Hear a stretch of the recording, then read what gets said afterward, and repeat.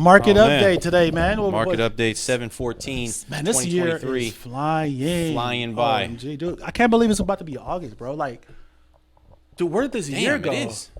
Wow. It went shoot. Damn, summer's It went coming just, towards it. It went just as quick as the interest rates went up, man. Shoot. Tell me about it. Goodness Man, gracious. it's been wild.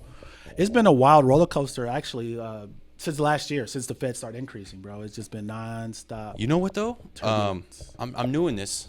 Newer. 3 years coming up. 3 years actually in 2 days. On Sunday it'll be 3 years for me. 3-year anniversary. Congrats. Thank you. Gotta celebrate, man. That's a milestone. You know, I'm newer in this. But one thing that this kind of environment gives us as professionals is the ability to learn, man. Really dive deep and start to expand your knowledge in your field. There's a lot to learn. If you want to become the go-to. You know what I mean? If you want to become the guy with the plan, you know, anything real estate related, they reach out to you or gal, you know, guy or gal with the plan. Now is the time to do so because there's a lot of work that needs to be done to learn that stuff. And most of the time we're so busy we don't have the time to put that work in. Yes. However, in this market, there's plenty of time to do so. And this is it, guys. And I know you and I were talking about that off record. 100%. Man, you know, once it slows down a little bit in right. your business, it's not the time to just sit still and do nothing. Right. This is the time to take advantage of the time we have to increase our skills, to learn more, to read right. more, to just so we can be a better in our field, a better professional in whatever you're doing, right? Yeah. And this is time to up the ante. This is also a great time, especially for realtors and, well, really any business professional. When things are kind of slower or it's a different type of market, this is where you want to go in and just expand your network, like meet more people, talk to more people, find ways to help more people. That's really what it's all about, right? And just keep building that network. And that way, you know, when things do start changing, you have a bigger pipeline. Right. Not only that, like you just said, to your point, you'll have more experience, you'll have more knowledge, you'll have more growth, right?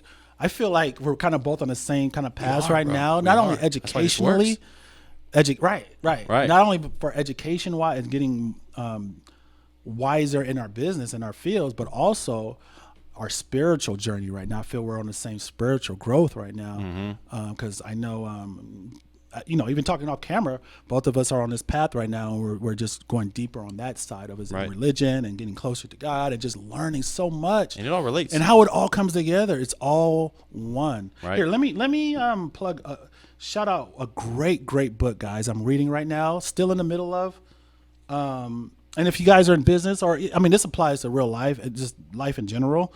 But it's about business, and it shows how there's business secrets in the Bible, right? Okay. Right. It's amazing, this book. I mean, it shows how God put a lot of things in the Bible, or just a lot of stories in the Bible, translate to show how you should basically run your business or operate in general, you know, as a person. And they give a lot of examples of scripture, and it's just amazing, guys. But anyway, it's called Business Secrets from the Bible, and it's written by Rabbi Daniel Lapin. So just a plug right there. Yeah, you were talking about that off air. Yeah, it's life-changing, game-changing. And I could just already tell, man. I'm on chapter 10 right now, so got a few more chapters, but yeah, it's okay. Great. Yeah, no, I like that, man. It's now's the time to make a splash. Yeah. You know, and make yourself more valuable. Yeah. And, you know, and I'll tell you this, I'll say this too, and I don't know if there's any new entrepreneur, even if they've been an entrepreneur for a while, running a business for a while, it's really easy to be nervous about being salesy, you know, and being like pushy or putting pressure or something like that. So a lot of times people will just opt not to say what they do, or opt not to bring it up, or opt not to go to like networking events or build relationships with people.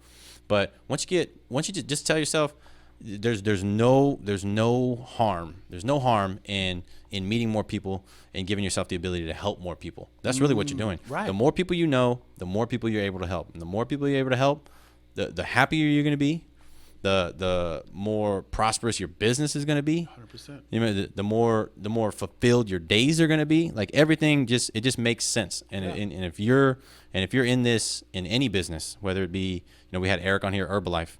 You know, we had Anthony's Tacos on here, serving tacos. We've had tons of real estate professionals. Doesn't matter what business you're in. Those tacos sound fire right now. They do sound good right now. Doesn't matter what business you're in.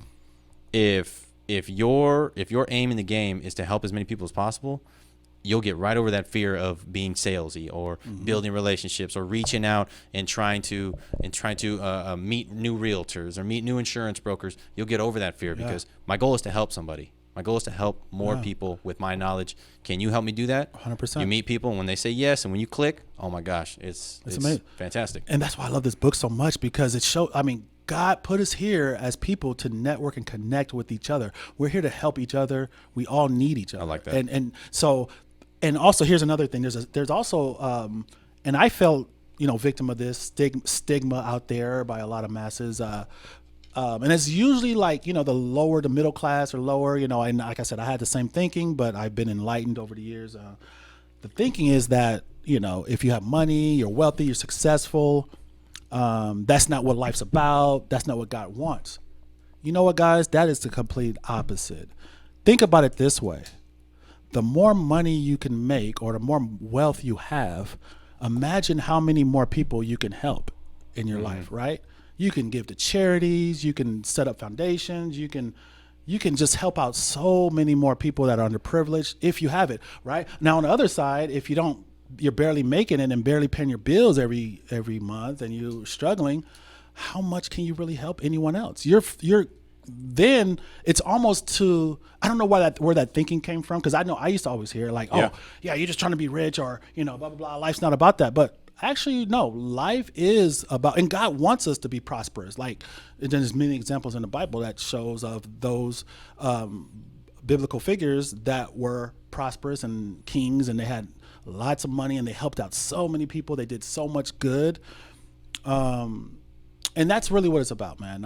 And then, and also big misconception is too, there's all these billionaires and millionaires. Yeah. But look, I'm not going to say all of them, but a majority of them, they're giving millions annually to charities, to foundations, not only talking about the people that they're employing, right? That are people now have jobs because of these, these businesses that are being operated. So we got to start looking at that side of the coin instead of looking at like, these people have all that and they're selfish. Actually, to be honest, you're more selfish if you're barely making it and living check to check, because you have no choice but to be selfish. Right. Because all you can help is yourself and maybe your family, period.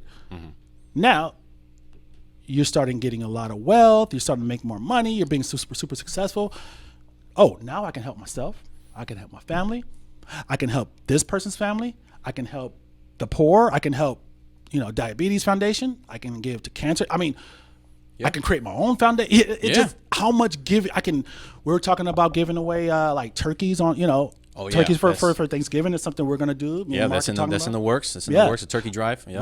Right. So again, just guys, I just implore you guys to look at that mindset and try to change that, because I was a victim of that too. I always thinking that way, but if you think about it, it's so crazy, bro. Like, it's a default setting, because going on that path and getting acquiring more money, helping more people, it's not easy. That's a tough thing to do. So default setting is, however, if I don't have to do it, I'm not going to do it. So they choose the easier route, which is just worry about me. But is it easier? This is what I've learned too. True. Life is tough in general. It's tough if you don't got money. Now you're struggling. You're always worried about money. You can't do anything. You're barely making bills. You're trying to figure out how to pay things. You're trying to do whatever.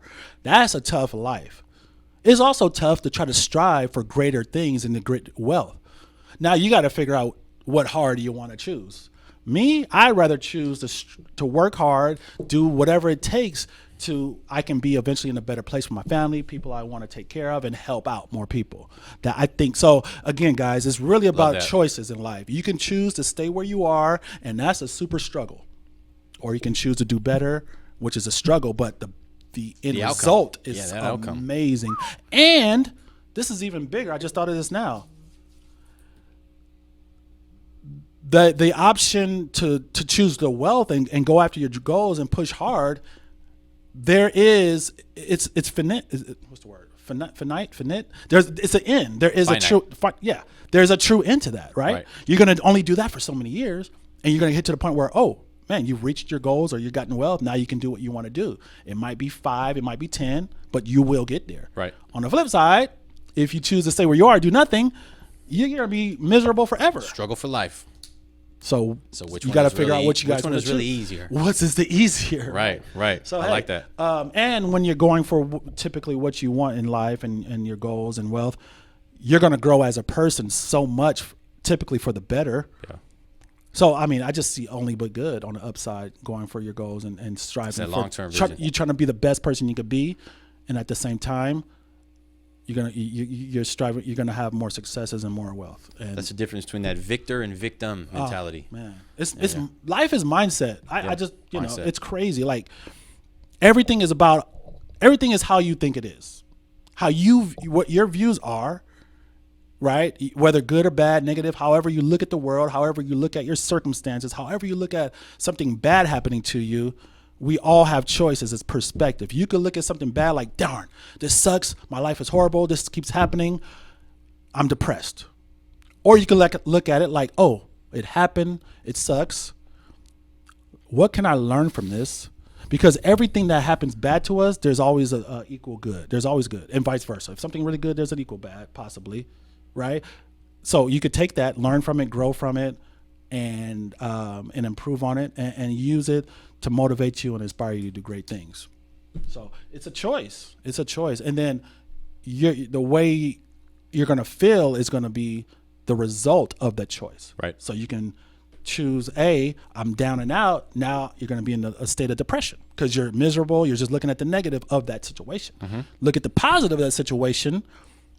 I mean, you'll be down for a little bit, but you're going to slowly get out of that. You're going to grow, you're going to learn, and you're going to be a way better person. And you're going to take that and just succeed, right? And just take all those experiences with you. So, and you're going to be much happier. You're going to get over that. You're going to be happier. You're going to be enlightened. You're going to understand it. And so you choose how you want to feel. Right. No, I like that, man. We jumped right in, man. We jumped right in, man. Thank you for tuning in, guys. Welcome to another episode of the Heat Speakers. It is 7/14/2023 today, Friday evening. Yeah, let's get a market update, man.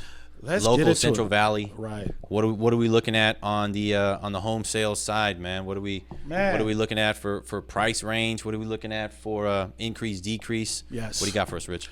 All right, guys. So I'm here to give you guys the most up-to-date local housing market information, right? We're going to focus on Fresno, Clovis for now.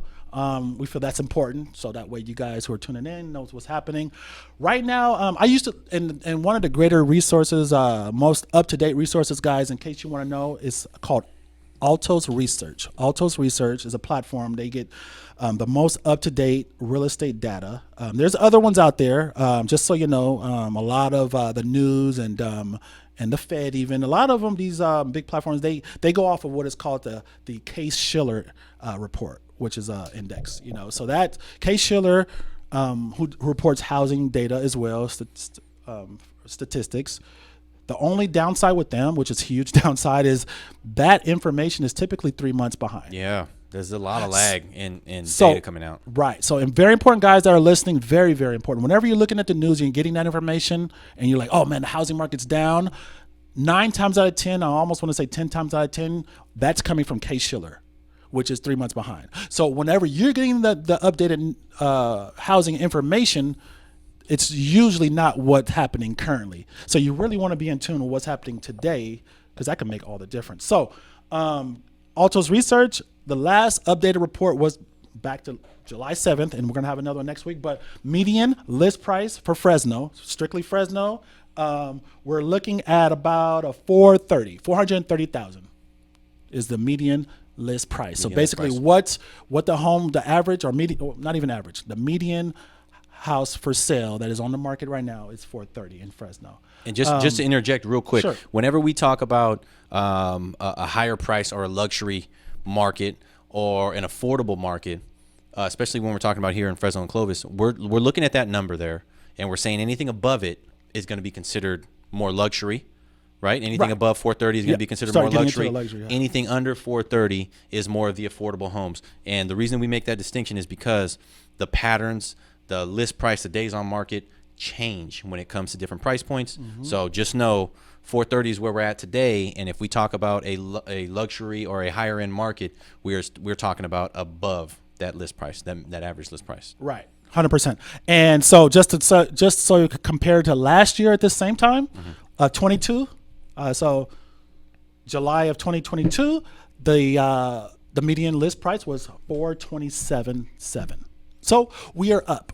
We're up year Slightly, on year, but we're a few up. thousand. Yeah, I mean, but look at it this way. If we remember last year, the peak was June of 22 is when we peaked, and then ever since last year, 2022, since June, prices dropped significantly through the year. Remember last fall, guys, when it was Halted. just Came to a dead rates halt. went crazy. Right. That was probably the fastest increase hike in rates as far as real estate, interest rates. Right. It went up drastically, and it went to 7%, and the market stopped. And so a lot of people were looking at it like real estate's going to crash this year. I mean, if you look at the economists and just people and real estate professionals, no one would have thought today we'd be up. Everyone was thinking doomsday. You had a lot of doomers on there. Oh, real estate's going to crash. Look what happened. What's going on? It's going to get worse in 2023. Here we are, bro. That's true, bro. Because I remember last year when I was talking to people and I was looking at it and I was like, yeah, I don't know. And I was telling buyers, I was like, listen, even if you lose, let's say 10%, let's say it drops by 10%. Yeah. Let's say you lose 10% of your value. If you're not moving in 5 years, what does it matter? Yeah. You're going to get it back. And now look, a year later. Yeah. We're over the peak. Last June was the peak. We're higher than that. At the worst, you've lost nothing and gained nothing. At the worst. Right. We're about to call it flat. And I was just baking in 10% drop. Call it flat right now. So I mean, you can't go wrong. Can't go wrong. You cannot go wrong. And honestly, this is my expert opinion, guys. No one knows the future, but we're going to end in my opinion, we're going to end the year in the plus for sure, year over year. It's just going to go up from here, in my opinion, for several reasons. Then we'll get into that shortly, but that's what we're looking. We're looking strong, at least in Fresno. Real quick before we move on, I want to give Clovis. Let's give Clovis now. Let's do that, guys. Clovis is a little higher. So as of this is July 7th still. That's the most recent updated data for median list price here in Clovis. Clovis is looking at $599.9. Wow. Median list price in Clovis, California, guys. Check that out. Okay. Clovis is always, it's a nice suburb. If you guys are not familiar with Clovis, it's a suburb just east of Fresno. Really nice. Last year, July, right? Same time? Pretty similar. What did I say this year? $599.9. Last year, median list price in Clovis, July 22, $577. Wow. Clovis is what, up. though? I saw this recently. Clovis is up. I saw this in an article, and I wish I could remember who published it and where the data source was. But Clovis was actually one of the top 10 places to raise a family. I believe it. And that was wild to me. I was like, Fresno's right there. Where's Fresno on this list? No, it's night and day. Not gonna happen. Yeah, Clovis was on that list. However, Fresno has some really, really amazing neighborhoods and really great neighborhoods for families. Pockets. I just want to say that because when I first moved to Fresno in 2001, I think a lot of people who don't live in Fresno have this vision or idea what Fresno is, and I still get that. I talk to people who want to buy houses, and they're like, I don't want to buy Fresno. They're not from here, right? They're like, no, I want to live in Clovis or Madera. I don't know about, because they hear it has this stigma or has this, I guess, reputation in a sense to where it might not be the best place. But guys, you just don't know. It's so many beautiful neighborhoods here that are, and there's really nice high-end neighborhoods that are hidden that you may not even know about. Right. After 15 years, there were places I was still exploring here. Like, whoa, I didn't even, just nice neighborhoods. You know who just talked about this? Not just, maybe like a couple months back, was Corbin Claypool, another mortgage lender here. Shout out Corbin. The center. Shout out to Corbin Claypool, man. He runs a podcast, the Corbin Claypool podcast. He's a loan officer with Vero Mortgage. But he mentioned this. He referred to this in one of his podcasts, referring to a guest on Joe Rogan's show. Joe Rogan's podcast, and they were talking about how they traveled through Fresno, and Fresno was this shithole. Asshole, I heard that. Yeah. That's all people think of Fresno. And Corbin was like, "Hey, man, and I think he had even tagged Joe Rogan in his post, and was like, "Hey, man, mountains are right there. When there's snow, it's a wonderful place to snowboard. You're an hour away. You want the coast in the summer, 2 hours away. I mean, there's beautiful places, beautiful pockets of Fresno where the neighborhoods are great, trees are tall." You know, the neighborhood's established, been here for a long time. You know, plenty of things to do around us. He was like, it ain't that bad, man. But it was nice to see somebody from Fresno in our field, landing in Fresno, sticking up for Fresno, responding to a lot of that negative overall sentiment. That's good. That hey, but on the plus side, man, we ended up on the Joe Rogan show, man. Out Hey. here in Fresno, can't be upset with Good that. or bad, you know. Right. Honest, just to your point, I think a lot of that is because a lot of people just travel, you know, if they're coming from the Bay Area or wherever, going to LA or vice versa. Right. It's a pass through a lot of times. So all they see is from what they can see off the freeway, which you don't see much, right? You see farm and you just see a bunch of nothing. A lot of ag, so a lot of graffiti. Right. So the average person, like, oh, this is Fresno, you know. Yeah. And not knowing, you need to exit, guys. Yeah. Next time you're in Fresno, exit Herndon Avenue, you know, exit Shaw, you know, come see the city. And drive around, then you can see how it's different than what you might think. Yeah. So okay. So that's that. Let me give a couple more really quick stats, and then I'll let you get into the mortgage and rates because that's super important. Yeah. Let's do the so right now in Fresno. Let's get back to Fresno. Okay, so there's a thing. There's the median sales price, which is current houses on the market. This is what that middle number is showing. Then there's also a median of all the newer listings that are coming to the market, right? So listings maybe within this week or so, right, that are just hitting the market, which is and those are typically lower as the market, you know. So median new price of new listings here in Fresno are around 380. So newer homes that are coming on the market around 380.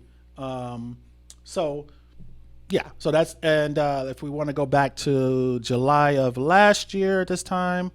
The median new listings were, give me a second, guys, looking like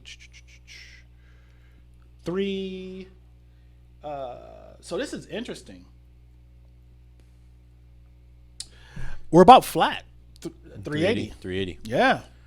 Even though the current median list price are higher, the newer listings are kind of around it. So all in all, everything's about flat year over year, if you want to, in a sense. So we're good. And I feel we're going to keep going up from here, just because the main factor is low inventory.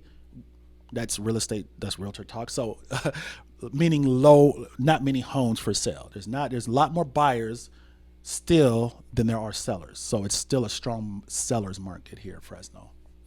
And to touch on that some more, the actual measurement was 2.9, right? 2.9 months worth of inventory. So what that means is that over the course of 3 months, if not a single person lists another house for sale over the next 3 months, everything will be gone. You will pop open Zillow and there will be nothing for sale. That's how many months of inventory is out right now. Fresno, we're about 2. Okay, so it's even lower. So nationally, it's about 3. Gotcha. Fresno here, we're sitting about 56 days or so. That's wild. That's wild. Inventory is incredibly low. Just under 2 months of inventory, which is, and just so for those that are really not familiar with that term, well, in the old real estate market, we're saying, pre-2019 and before, we're looking at 5 to 6 months as pretty much a balanced market. Getting more towards the buyers, but we're nowhere near that right now. Right. So again, there's a lot of reasons why there's not a lot of listings on the market. A major reason is what we're going to get into next is interest rates, and so on and so forth. But that's it, guys. I mean, it's just median rent for Fresno, just so you guys want to know, is $2,300. So almost $2,400, $2,398. So $2,400 median rent. I'm willing to bet that went up. Oh yeah, year over year. I'm willing to bet that has gone up. So last year I can give you that really quick, and then you can get into that. Last year median rent was 1 second. You know what? It's not showing. I don't have that right this minute, but it did go up. I'm positive it went 100%. Yeah, 100%. So yeah. Okay. So that's just in a nutshell. Median prices where we are. Still strong market. Still really good. Good. It's a good time to buy for several reasons, but let's get into rates first. Before we get into rates, I'd like to take this opportunity to go ahead and point to you guys out there and say that last year when you said that the market was going to crash, you were wrong. Okay, I want you to hear this. You were wrong. Okay, if you weren't the one that said it, and you have a tia or an uncle, or you have a mom or dad or a coworker that said don't buy right now, go ahead and turn to them and say you were wrong. Okay, so use this moment as a time to stop listening to all of the negative and do your research. I'm not saying that the negative is always going to be wrong just because it's negative. Right. I'm just saying stop listening to that and setting on it. You need to do the research. Right. You need to do the research. If you're going to make a $200,000, $300,000, $400,000 purchase, you need to do the research. So one more time, you were wrong. And let me just throw this little bit in, my little 1 cent. Think of it this way too. A lot of time, wherever the masses, this is just, it's the herd mentality in a sense. Like people do what everybody else is doing, and that's why the masses. That's why we have just the 1% of wealth, right? Because everybody else is doing the same thing that everybody else is doing, and really missing opportunity and just falling for false information. Even bigger than that, the issue is most people, even myself, I was like that. I still try hard not to be that way, but not doing their own research for themselves, or even considering enough resources to get different opinions and then to come up with your own idea of what's what. Most people will just hear one person talking or see one article, and even worse, a lot of people just look at the headline and now they feel they know everything of what's happening. They'll see a headline, prices are down year over year. So now they're gonna say, "Oh man, the real estate market's crashing. It's not a good time to buy." Just with that headline, right? But if you read the headline, if you really know what's happening, they were down year over year. I say back February, March, possibly of this year, because you got to understand what was happening last year, February, March, at that time, right? And that's not painting the whole picture. It's just really a headline to get you to click on it or to read it, which most people don't even do that. Right. So they know they'll get people with the headline, and then now you're running with this narrative of that. Or you'll hear friends or uncles or moms or dads, "Oh, why are you going to buy? It's not a good time." And you don't do research for yourself. Now you fall victim of what everybody else is saying and doing. Meanwhile, your neighbor, your other person who's actually doing the work is buying houses and calling you like, "Hey man, I just got a great deal on a house. Oh man, it's amazing. They gave us 10,000 credit, blah, blah, blah." You're like, "Oh man, how did you do that?" They didn't fall for the Kool-Aid. They didn't fall for the masses. They didn't enter into the sheep and the herd. So again, you got to do your work. Life is really about finding information for ourselves, because what information may apply, say, to Mark, it may not be good, but that same information may be good for me, because we're on two different areas of our life. Like everyone's going through different things. Everyone's at different places in their life. Everyone has different situations and finances. So you can't go off of what someone else says, because your situation, it might be great. Right. That's just the reality. 100%, man. 100%. And just to, anybody watching and saw, me saying that, you were wrong. I just want the person that's trying to defend themselves right now, saying that they weren't wrong. They're going to hold on to saying that the real estate market was going to crash, and maybe it takes 2 or 3 years or 4 years or 5 years. They will be right. At one point, they will be right. I just want you to know, at that point, you're still wrong. Okay, because even a broken watch is right twice a day. Okay, that thing is broken. Like it's stuck on 3. It's going to be 3 a.m. at some point. It's going to be 3 p.m. at some point. Fire. Even a broken watch is right twice a day. Okay? So, so you're wrong. All right? Great analogy. It did not break. It did not fall. It did not crash. All you did was wait and not pay down. Now go jump in the market. Now go jump in the market, pay 7%. Get yourself into a bidding war. Pay more than you would have a year ago. Now look at you. Now you could have had 29 years left. Now you got 30 still. Yeah. So you just gotta find the people who have the accurate information in the trenches, doing this every single day to get the accurate knowledge. So one more, this is super important. I just want to say this, then go ahead, because this is very important. What I kind of feel too, a lot of people may be feeling, and if this is you, just listen up. If you feel, some people may be hesitant to go into a real estate agent or a professional in the business to get the real, because they're going to think that, oh, well, yeah, you're supposed to say that because you're in the business, you're trying to make a sale. Commission breath. So you're going to, of course, say the market's always good. I'm going to tell you guys straight up, at least on this show, Heat Speakers, me and Mark, we're going to give it to you guys, the realist, whether the market is really good or whether it's really bad. We're going to let you know what's really happening. Our job is to bring you real data, real numbers, what's really happening, And ultimately, it's up to you to decide if this is the time for you.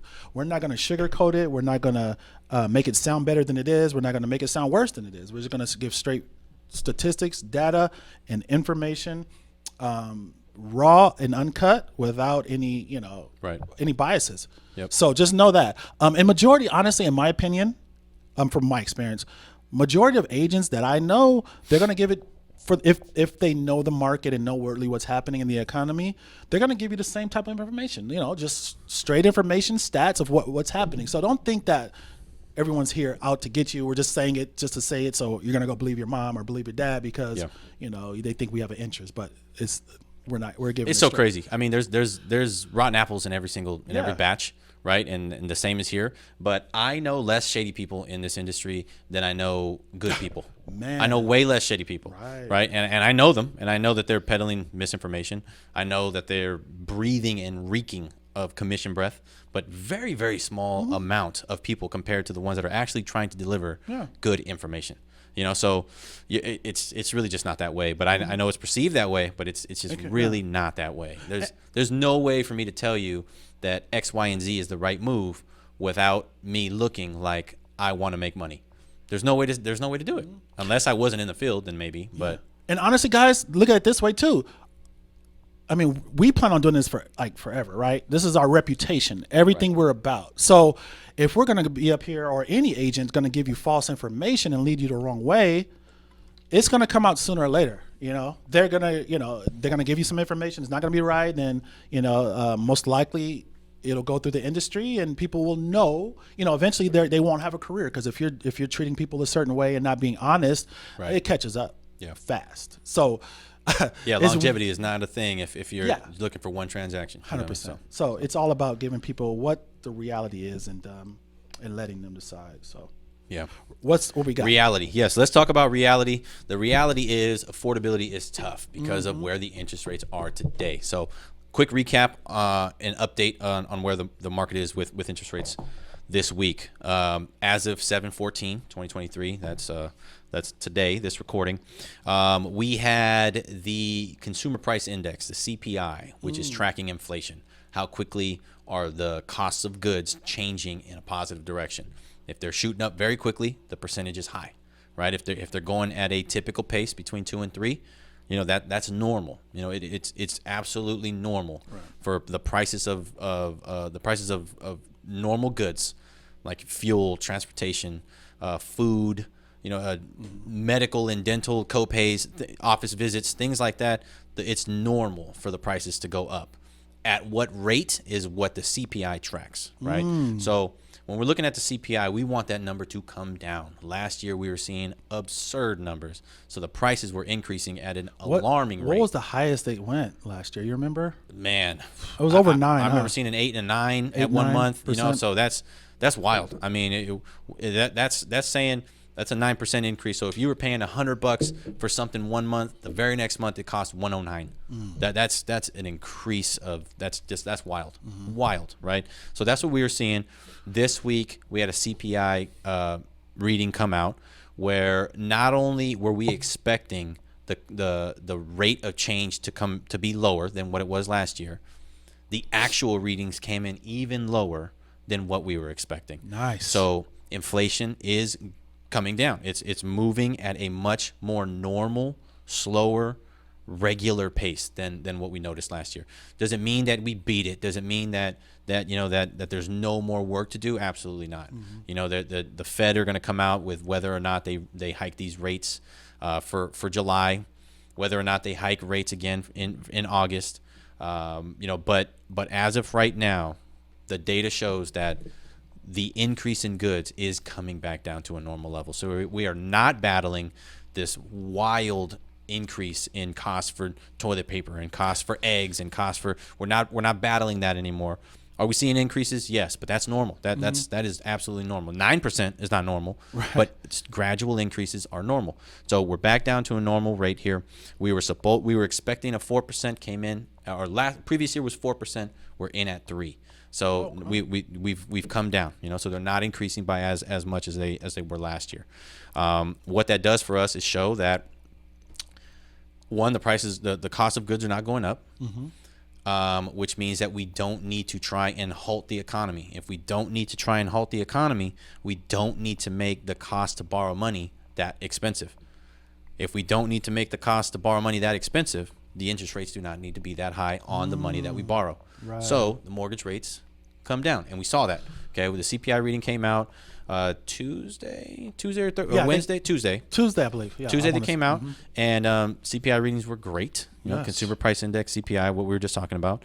So we are looking at interest rates. They actually surged back down under 7. Okay. So the national average is back down under 7. So if we're conventional, we're between 6.875 and 7.25, just depending on your credit score and stuff like that. You might be on one end or the other. FHA 6.5 to 6.875. VA, USDA sitting in around that same range. So FHA 6.5. 6.5 to sounds a lot better than 7. Mid to upper 6s. You know, so we're looking better. We're looking better. We're moving in that direction. There's really nothing coming out, no big financial economic data coming out next week that would really skew that. So we might be moving flat here until we get, you know, to closer and closer to that Fed talk and seeing whether or not they're going to do a rate hike. And the Fed, they're going to make a decision this month, huh? This month, we're going to see if we're going to get another federal funds rate increase, or are they going to pause again, for the second time? And it's important to note too that the Fed, when they hike their rates, they're referring to more short-term debt, not necessarily the mortgage loans. Right. They are not directly correlated. And sometimes we may see the Fed raise the rate and absolutely nothing happens to the mortgage rates. You know, so they are not directly correlated, but depending on the other factors around, it may have an effect. So right now we'll see what they do, but my personal opinion is that we're going to remain flat. But we did come down, seeing that inflation is getting more and more under control. Right. And I want to say interest rate, like mortgage rates, even though they're not directly tied to the federal funds rate, once I believe the bond market, or whenever the federal funds rate, once we know the Fed is done raising, the Fed rate, I believe then we'll start seeing mortgage rates trickle down a little bit, because right now it's more the uncertainty, I think, in the market to where they don't know if the Fed is going to keep increasing. So they got to keep mortgage rates kind of elevated until they know what's going to happen. But once they know, okay, the Fed looks like they're pretty much done, you know, they've got their terminal Fed funds rate, right? Whatever that number is, then now they can say, okay, we know where they're stopping. Now we can start contracting on the mortgage rates. I feel that could be it. So what do you think, Rich, by the end of the year? 6% mortgage rates? Okay, let's put a guess out. Let's throw it out here, and we'll revisit this at the end of the year and see if let's do that. We got to document Christmas rolls around. What kind of rates are we talking about? What do you think? What kind of mortgage rates are we talking about? If we're sitting at 6.875 to 7.25 on conventional right now. Honestly, I feel we're going to be in the lower 6s. Lower 6s. 6.3, 6.4 floating. Okay. Yeah. I'm gonna go a little bit more aggressive. I think we're gonna be 6 to 6.125.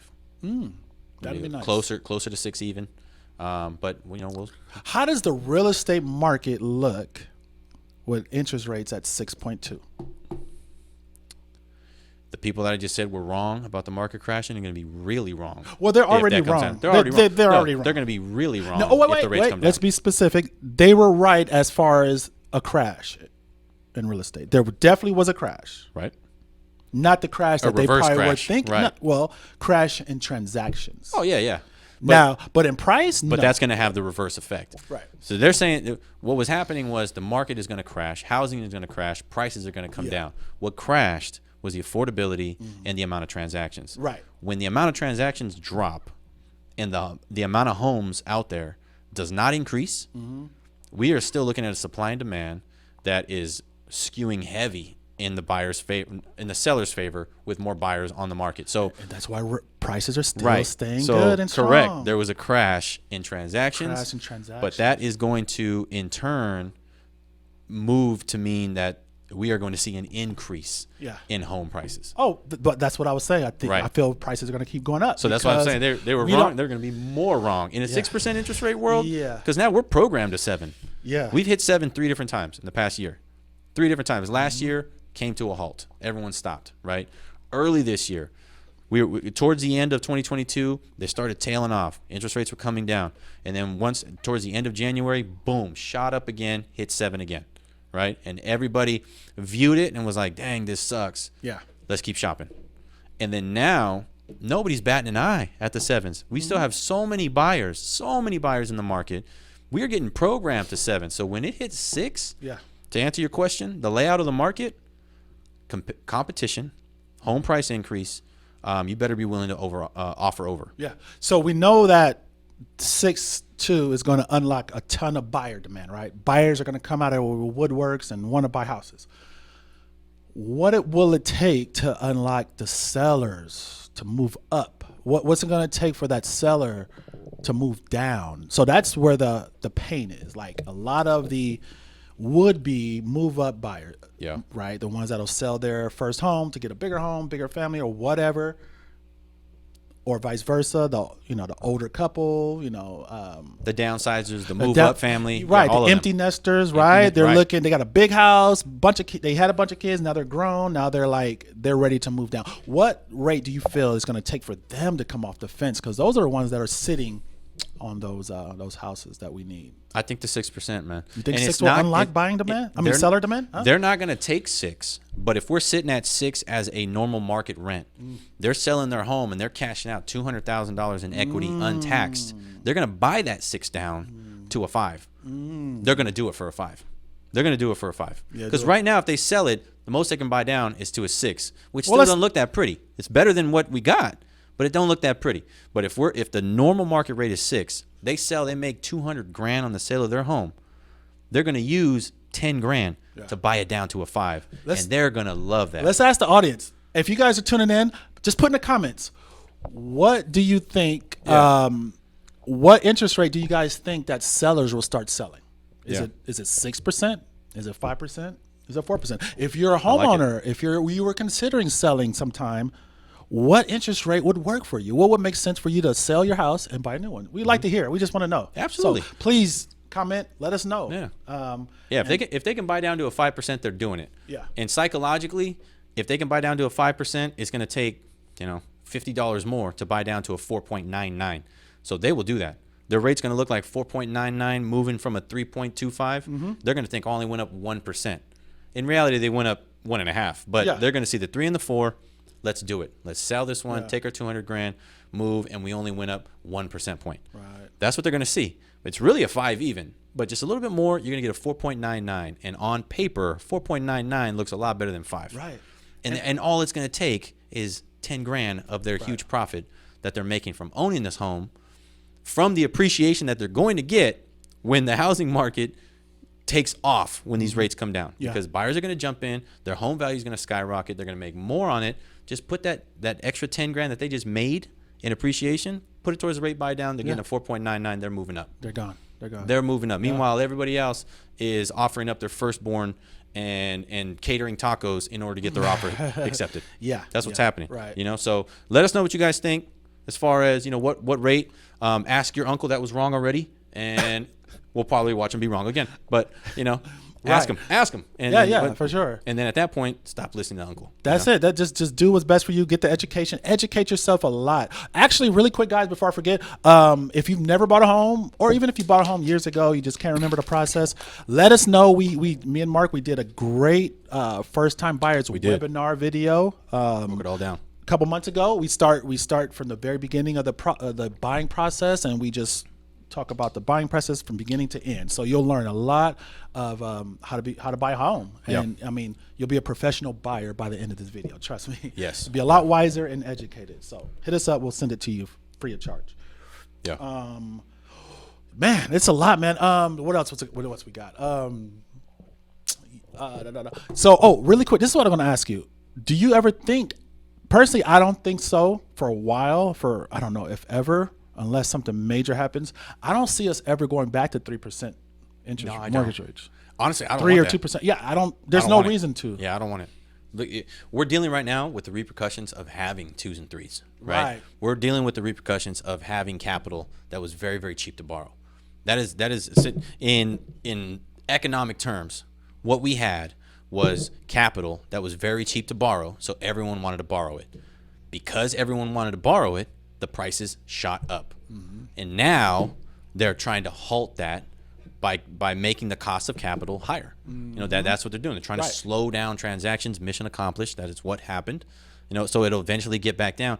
If we go back down to threes, which to answer your question, I don't think we ever will.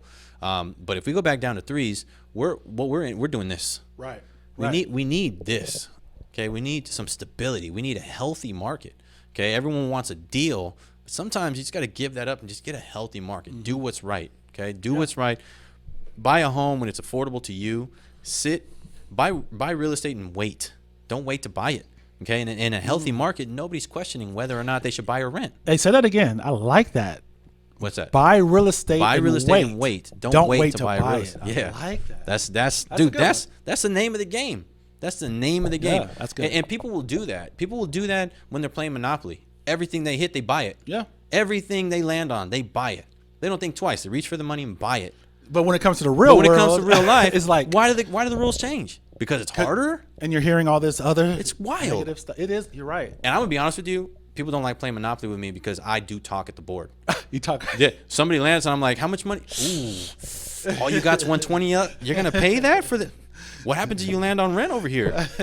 You're not going to be able to cover that note. You ought to just walk by it. Oh, man. Just talk people out. You're that hardcore landlord. You're that hardcore, Bro, if they got lender, if they got one of those properties flipped over, man, I'm like, hey, why don't you just sell me that $50? I got you right here. No, next turn it's $40. Right? Hey, I'm playing a You're hardball, sharp, man. Monopoly. You're getting it in. You're not playing around. Even against he's 5. I don't care. I'm taking bankrupt, boy. You're I gonna need learn. that. Pay me now. You're gonna learn, boy. That's good, man. No, really, that makes sense. Though I never thought about that way. You play Monopoly, you're buying everything on the table. Does. That's Everybody what it's about. does. That's the same thing as life. You want to, because and one last thing, guys, get this out of your head, please. Very, very important. Red alert. Real estate is not stocks, right? Because everybody's thinking real estate trend. Houses values are going to crash overnight. It does not work that way. That's another. I almost feel a lot of people that are really negative or just talk down on real estate really don't know anything about real estate. They know maybe stocks, right? Because stocks, you can lose money overnight, thousands of dollars, right? Right. Real estate is not like that. So it's a super slow progression and process, right? So and then at that time you can make moves and things like that to try to wiggle out of it if something's happening. So it's a much safer investment. I believe so. And it's a long term, especially when you're buying 8 to 10 years. You're planning to keep it that long. Right. You're buying your home to live in 8 to 10 years. I would say don't worry. Your payment's going to be the same. No matter what is happening in the real estate. The market could crash crazy the year after. It doesn't matter. You got to have a place to live anyway. Your payment's staying the same. That's all you need to worry about. Whether if rent goes up crazy, hey, you're still paying the same amount. Yeah, right? Absolutely. And over time, that market will come back again, and then your property will go back up. So absolutely, just wait it out. Yeah, they are different, and if you are just looking at investing just in general, there are plenty of different investment vehicles. Real estate is one of them. Mm-hmm. A lot of people don't view buying their own home as an investment, and I think I was just talking to some mastermind guys at the same brokerage as me, and I was telling them, hey man, what we should start doing? We should start changing the verbiage. From closing cost and down payment, from closing cost and initial investment. Instead of calling it a down payment, it is not a payment, it's an initial investment, right? And going back to what you were just talking about, if your timeline to own it is going like this, right? And the longer and longer you intend on holding it, the lower and lower your risk becomes, right? Mm-hmm. So they're moving in opposite directions. Whereas with stocks, which is a separate investment vehicle, just because you hold, let's say, a company like Boeing. Boeing mm-hmm. is the airplanes, right? I mean, they're the airplane manufacturer. Some of the biggest airplanes that are flying in the sky are owned by a company named Boeing. Just because you hold it longer, honestly, doesn't mean shit. Because when 2 planes over the course of 1 month just crashed, just malfunctions on both planes, that Boeing stock came down with it. Right. And it didn't matter. Well, I've been in Boeing for 20 years. I've held stock for 20 years. That don't mean shit. The company comes down, you come down with it. So the timeline means nothing with stocks. Mm-hmm. But if the longer you hold real estate, the less risk you have. 100%. So That's just ask your mom, it. ask your dad, ask your grandparents, guys. I mean, look at if they've been homeowners for many years. Look at their situations. I know there has to be someone in your family that's had a house for many years. If it's not your grandparents, your aunts, your uncles, your mom, your dad, and look how much equity they're sitting on. How much money, if they sold, look how much they got from their sale if they've sold recently. Just look at it that way. It's all. Yeah, and if you don't have anybody to look at, you be it. You be the person. Right. You be the one to you change started that. You be the one to make it family standard to invest in an asset. It doesn't have to be a home, but I mean, you need living. Home, nobody rental needs property. stock and Boeing. Right. I mean, you don't need it, but if you can invest, great. But everybody needs living. Everybody needs housing and shelter. Right. So if that can be an investment, then man, you be the one to start it. Yeah. Whether it's your own primary house, whether it's a rental property, Right. Whatever it is, Airbnb. I mean, just get your hands. The goal is to always steady looking for deals, looking for the opportunities out there, because again, it's a great investment long term. Right. It just makes sense. So. I agree, bro. 100%, man. I agree. That's why we're in this field, trying to teach and speak. Yeah. Heat speakers, baby. Heat. Hey, it doesn't. You know what? It's not hot in here today. It feels good. It's even though it's triple digits outside. I got my nifty handy fan here, but it feels pretty good. Yeah, it feels good in here, man. For sure. What else you got? Anything else, man? We want to touch on? Let these people know. Anything? No. It's been a while since we had a quote, man. What happened to the motivational? Oh, I forgot about those. Got anything? I might have something. Yeah, let me see what you got, man. The pressure was too much for me. I folded, man. It's your turn. Well, guys, just so you know, no plug, but kind of working on a book of quotes coming very soon. Very inspirational quotes for success. So basically, these quotes have been gathered over many years. But let me just see what I got. Let's hear one, man. This is on the spot. See, I wasn't even ready for that. Motivate us. Yeah. Inspire. Oh man. I hope it's not one I've already said. Okay. Okay, I like this one. This is a good one. Okay. This is so real. So, here we go. This could be said different ways, but I'll just say it this way: the only way to get better is to lose first. Basically, or anyway, in order to succeed in anything you do, guys, you gotta lose first to get to the next level, and that's just the way life works. Mm-hmm. And let me break it down if you're not following me. Let me just take real estate. So, beginning, you're starting off in real estate, new career. It's hard. You don't know what you're doing. You're going to go interview for a listing appointment, your first one. 10 times out of 10, you're not going to do that great, especially if it's someone you don't know. You probably won't do that well. You're not really going to know what to say. You may be nervous. Mm-hmm. So you can consider it as a loss, and a lot of people will get down on themselves and say, oh, this is not for me. It was horrible. I did horrible in that appointment, this and that. But you got to realize that's the only way to growth. That's the only path to being successful and being the best in your business. You have to go through all the losses. You know what I mean? If you want to say that's a loss, right? It kind of, in your mind it is in a sense, right? But so that's the meaning behind the quote. You have to lose to succeed or to basically get ahead. And if you keep that mentality, those losses, you won't look at it as losses. So it's all about how you perceive everything. It's not a loss. These are lessons and it's really education. It's things to learn from. So you go to that. Of course, you're not going to do great, but the idea is like, you did it. What did I do right? What did I do wrong? Okay, this is what I did wrong. Next time I get in front of some people, I'm going to do this, or I'm not going to do that. Now, the next appointment you go on, you're going to be just a little bit better. Yeah. You might not be great, but you're going to be a little bit better. But every time you're just improving and improving. And one day you do it enough times, you're going to eventually get to the other side, become successful, and reach that goal. So that's basically the meaning behind that quote. I like it. Yeah. I like it. Yep. That's what I got for today, my man. You heard it first. Rich said, "Be a loser." You heard it first. Go lose. Strive. Yes. Go lose. You gotta lose. You gotta lose. You gotta hear a lot of no's. You gotta hear a lot of rejection. You got to learn how to use that as ways to to better yourselves. Take it as like, this is just I like that, man. feedback. You know what I mean? Like, how else are you expecting to get better at anything? If no one tells you how to do it right, or you don't fail, and how else are you going to learn to do it the right way? You know what I mean? So you got to mess up a bunch of times till you get it right, and keep doing it until you perfect it. And once you get over that hurdle, your life is just going to go boom. It's going to be so much easier to do what you do. Like it. That's it, man. All right, that's today's episode. All right, guys. So that's 7/14/2023 at the time of this recording. Yep. So we will be back next week with another market update. Sweet. So if you got questions, reach out to us. We'll be here to answer them. And like, subscribe, follow us on Instagram. Absolutely. Please join in the community. If you guys want to keep seeing more of these videos, we love doing this, but we want to keep doing it. Just show some love. Give us some.